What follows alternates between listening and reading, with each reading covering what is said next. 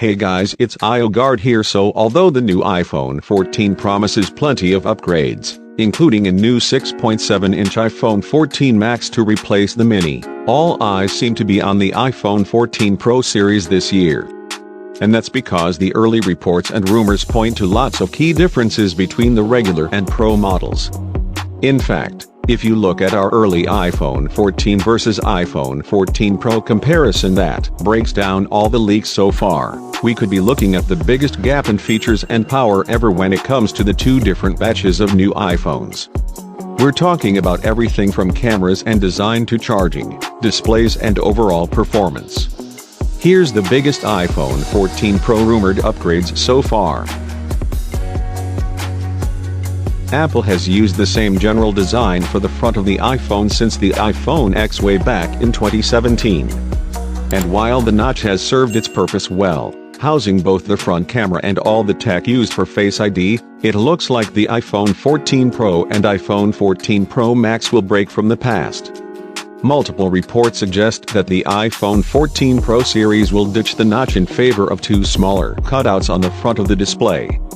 There would be a punch hole for the selfie camera and a pill-shaped cutout for the true depth sensor. It's possible that this design could prove even more distracting than the singular notch, but the renders that we've seen don't make it seem that intrusive.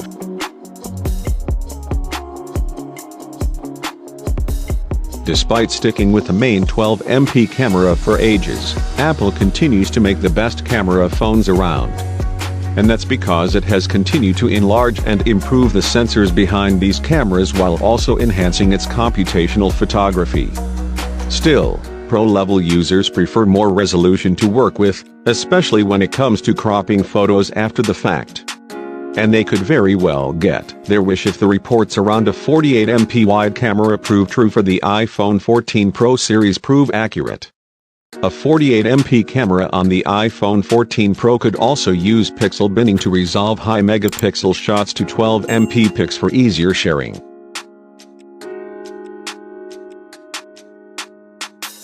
At least one leaker has claimed that the iPhone 14 Pro series will be getting USB-C connectivity. So at least for the Pro line, Lightning connectors would go away, which saddles the iPhone 13 and previous iPhones with slower charging. Plus, Lightning connectors are simply not as reliable and long-lasting as USB-C cables.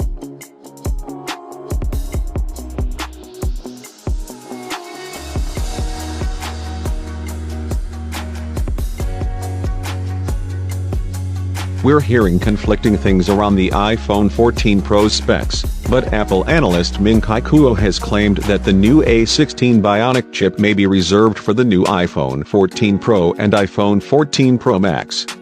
The regular iPhone 14 lineup would get the same A15 Bionic chip found in the iPhone 13 series. In addition, Kuo says that all four iPhone 14 models will get 6GB of RAM, which would be a boost from the iPhone 13 and iPhone 13 mini. However, while the base models would use LPDDR4X RAM, the Pro models will allegedly feature faster and more efficient LPDDR5 RAM.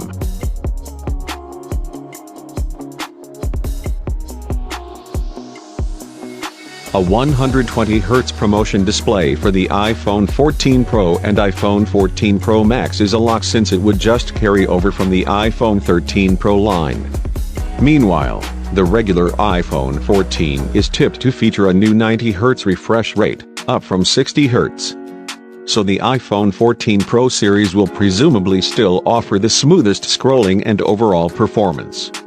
And by the time the iPhone 14 series launches, we would expect many more games and apps to be optimized for a 120Hz experience by developers.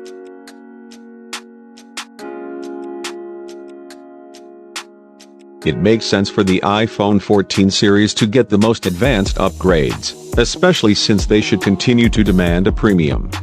If we assume the regular iPhone 14 will start at $799, jumping up $200 to the Pro has to be worth it. And if there is a $899 iPhone 14 Max, the $1,099 iPhone 14 Pro Max will also have to justify its higher price tag.